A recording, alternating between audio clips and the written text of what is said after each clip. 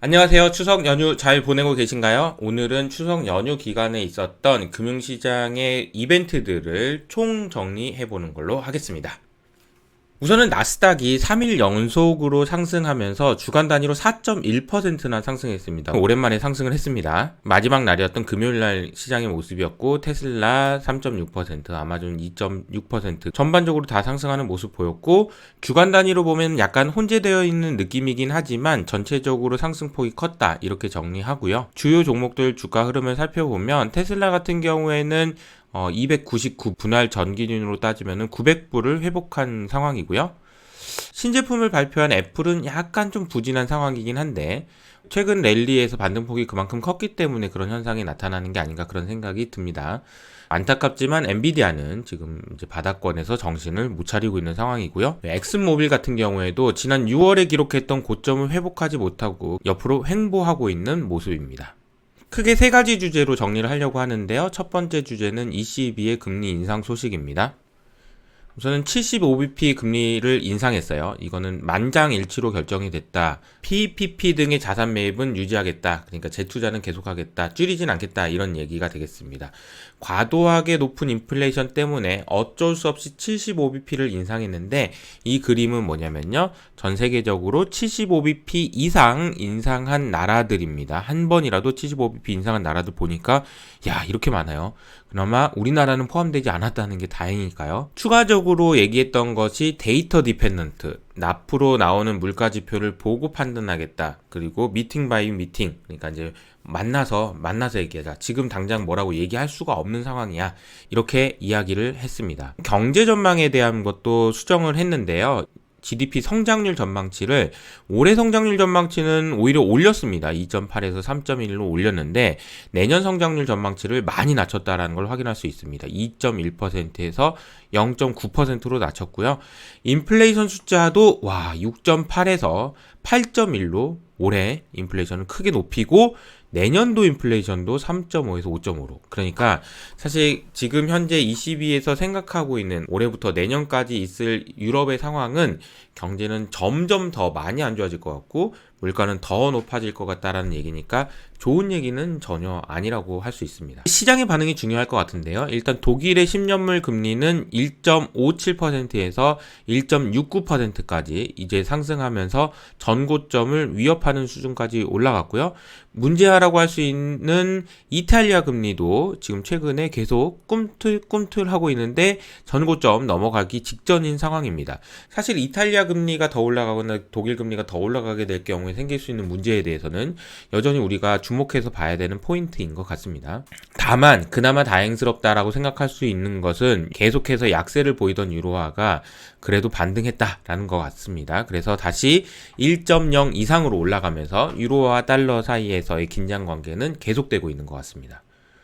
그리고 유로화가 조금 힘을 내주니까 달러가 3일 연속으로 약세 반전했다라는 것이 글로벌 금융시장에 훈풍을 불러일으킨 가장 큰 원인이라고 할 수 있겠습니다. 두 번째 소식은 파월에 대한 이야기인데요. 파월은 이렇게 이야기했습니다. 섣부른 인플레이션 승리 이런 거는 적절하지 않다. 인플레이션을 잡기 위해서 지금 즉각적인 행동이 필요하다. 인플레이션에 대한 기대 심리를 너무 키워놔 버리면은 그 기대 심리를 낮추는데 비용이 많이 든다라고 얘기했는데 형 지금 비용이 많이 들고 있어요. 우리 힘들어. 파월 의장이 이렇게 발언을 했음에도 불구하고 시장의 주가가 다시 올라가고 하는 모습을 보면서 이런 표정을 짓지 않았을까 싶은 생각이 들어요.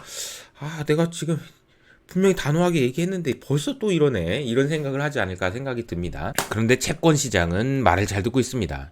채권 시장에 형성되어 있는 9월 FOMC 회의에서 75bp 인상 가능성은 이제는 90%까지 상승했습니다. 그러니까 일주일 전에 57%였다라는 걸 감안해 보면 일주일 사이에 빠르게 올라가서 이제는 9월 FOMC에서 75bp를 인상을 안 하면 이상한 상황이 됐다라고 정리하면 되겠네요. 10년물 금리도 3.3%까지 올라가면서 채권 시장은 파월의 말을 잘 듣고 있습니다. 제가 오늘 소개해드릴 그림 중에서 가장 중요하다고 볼 수 있는 미국 2년물 금리는 3.5%까지 상승하면서 이전 수준, 그러니까 최근 근래에 가장 높은 수준까지 올라갔고요. 9월 FOMC 회의에 대해서 채권 시장은 벌써 긴장하기 시작했다라고 정리를 하면 되겠습니다. 세 번째 소식으로는 좋은 거 아니었던 것 같은데 주가가 왜 올랐나, 무슨 기대감을 가지고 주가가 올랐나라는 생각을 하면서 정리를 해보도록 할 텐데, 첫 번째는 유가가 굉장히 크게 약세를 보이고 있다. 약세장에 진입했다라는 소식이 가장 큰 영향을 주지 않았을까 생각됩니다. 인플레이션에 대한 기대 심리가 완화될 수 있었다라는 거죠. 그리고 두 번째는 천연가스 가격도 이제는 더 막 쭉쭉쭉쭉 올라가는 분위기는 아닌 것 같아요. 물론 안심하긴 이르지만 진정은 됐다. 게다가 일단 유가가 지금 진정되기 시작하니까 바이든 정부에서는 야, 비축유 좀 풀자. 이게 쇳불도 당김에 빼라고 그랬다고. 유가 이거 진정되기 시작할 때 해버려야 돼. 라는 이야기도 나오고요. 그리고 주말 동안에 EU 에너지 장관에서 긴급 회의를 통해서 러시아 원유 상한제 등등 다양한 대책들을 내놓으면서 유가 안정을 위한 노력들을 하고 있다. 게다가 중국에서 나온 지표들도 굉장히 안 좋게 나왔습니다. 중국의 수출입 데이터나 수입 데이터가 생각보다 안 좋게 나왔고요. 더 중요한 것은 물가 지표인데요. 중국의 CPI가 2.5%, 전월에 2.7%였던 것에 비해서도 낮아졌고, 생산자 물가죠. PPI가 4.2%에서 2.3%까지 이렇게 낮아졌습니다. 자, 이렇게 중국의 생산자 물가가 낮아진다라는 것은 시간을 두고 미국의 소비자 물가를 낮추는 데도 영향을 줄 것이기 때문에 주식시장이 긍정의 희망 회로를 돌릴 수 있는 충분한 조건이 된다라고 정리를 할 수 있을 것 같습니다. 반면에 이제 위안화 같은 경우에도 그 전까지만 해도 위안화를 지켜라. 그래서 위안화가 약세인데도 불구하고 애써 중국 정부에서는 아니야 라고 얘기했던 정도를 이렇게 보시면 되는데요. 다행스럽게도 ECB 회의 이후로 달러 강세가 진정되면서 위안화 약세도 진정되는 모습을 보였다는 것도 그나마 다행스러운 그런 모습인 것 같습니다. 이제 강세를 주장하시는 분들은 이렇게 얘기할 수 있겠죠. 아, 지금 유가 하락 안 보이냐? 지금 야, 오펙이 감산한다고 그랬는데도 유가가 하락했어. 그리고 그러면 이게 천연가스가 지금 이게 계속 갈 수 있겠어?